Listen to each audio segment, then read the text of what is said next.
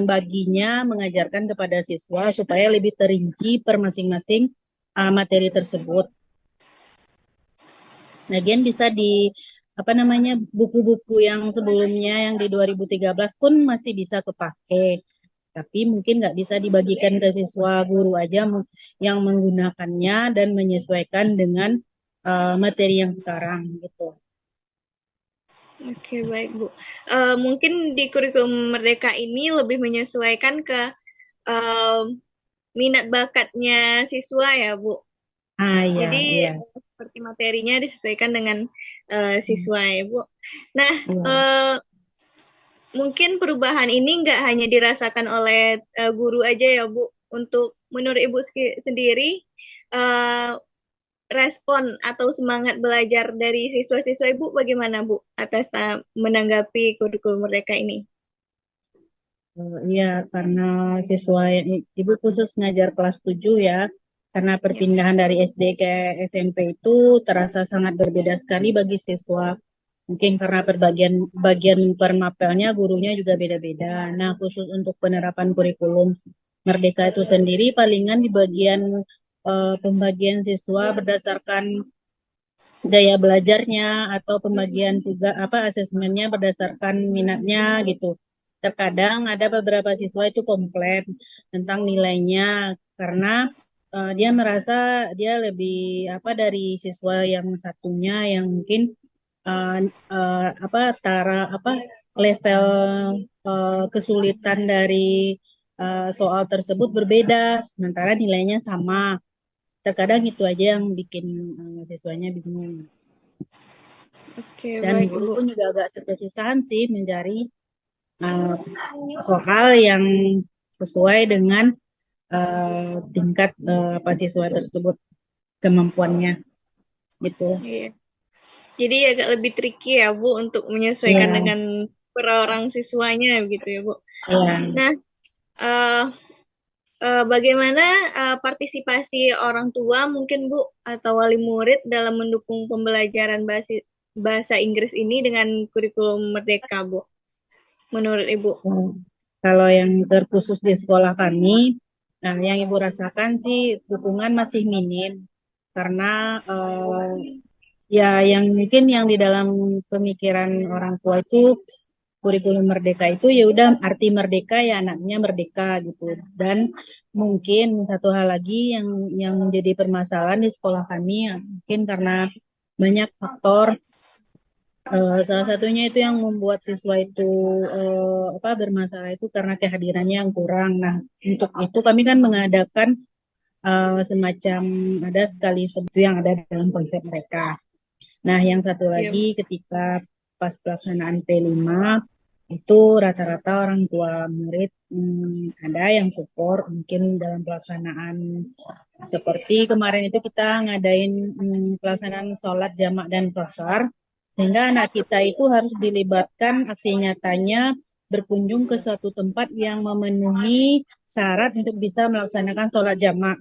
Nah, di sana orang tua ada yang ya sekitar 70% lah ada yang mendukung kegiatan tersebut karena ia ongkosnya itu ya dibayarin anak langsung gitu. Ada juga yang apa belum paham oleh orang tua tentang kurikulum mereka. ya, ya, mungkin karena baru juga ya Bu. Jadi Iya. stigma orang tua itu berbeda kali ya Bu.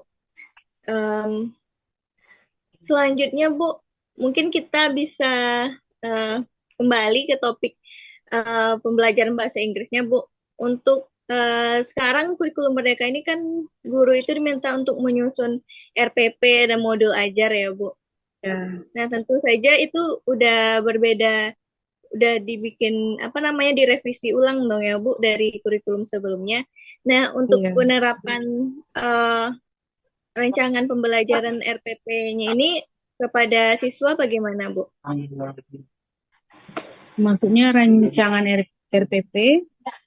Iya, penerapannya di kelas Oh, gitu, Bu. RPP yang sudah susun bagaimana, Bu? ya. Jujur ya, pribadi Ibu sendiri untuk merancang modul ajar itu kan karena kami baru tahun pertama, itu kami masih mengambil beberapa itu dari platform Merdeka Mengajar sebagai referensi cara membuat dan juga mengikuti MGMP bagaimana format dari modul pembelajaran kurikulum Merdeka. Nah, untuk pelaksanaannya di kelas itu terkadang dikendalanya di durasinya yang mungkin tidak sesuai dengan uh, yang sudah direncanakan di modul ajar. Mungkin kami terkendala di saat tes kognitif tes diagnostik atau mungkin pada saat penerapan mode pembelajaran yang mungkin memakan waktu lebih lama sehingga itu kendalanya tadi saya pribadi pun jarang sekali melakukan refleksi diri di akhir pembelajaran. Terkadang habis di saat penjelasan materi gitu. Oke. Jadi untuk penerapannya itu masih proses ya, Bu. Untuk 100% sesuai dengan modul ajar dan RPP-nya ya, Bu. Iya. Jadi nggak sepas durasinya karena udah itu kehabisan waktu mungkin di saat mungkin karena pemilihan apanya soal atau tes diagnostiknya yang terlalu banyak mungkin jadi menghabiskan waktu di sana atau di saat menerangkannya terlalu untuk mengamankan kelas juga mungkin butuh durasi yang lama sehingga dalam proses pembelajaran itu satu kali pertemuan itu kadang tidak mencukupi atau tidak sesuai dengan durasi yang sudah direncanakan. Memang ya Bu, di kurikulum Merdeka ini sedikit lebih kompleks gitu ya Bu, karena Ya, menerapkan student center ya kan Bu. Jadi susah juga mematok durasinya barangkali ya Bu. iya. Oke, mungkin uh, terakhir ya Bu, bagaimana evaluasi kinerja siswa dalam pembelajaran bahasa Inggris dengan kurikulum Merdeka dibandingkan dengan kurikulum 2013 Bu, menurut Ibu? Evaluasinya. Evaluasi maksudnya nilainya gitu. Gimana Iya, maksud banyak evaluasi? kinerja siswanya, Bu. Apakah siswa yang sebelumnya bagus di kurikulum 2013 ini, terus di kurikulum Merdeka nih, apakah mereka menurun atau sepertinya kaget gitu, Bu? Bagaimana, Bu? Kalau Ibu rasa sih sama aja ya, sama karena apa ya Ibu dulu ngajarnya kan di 2013 Ibu memberi apa nilai apapun tugas tetap di apa namanya masuk nggak ada yang maksudnya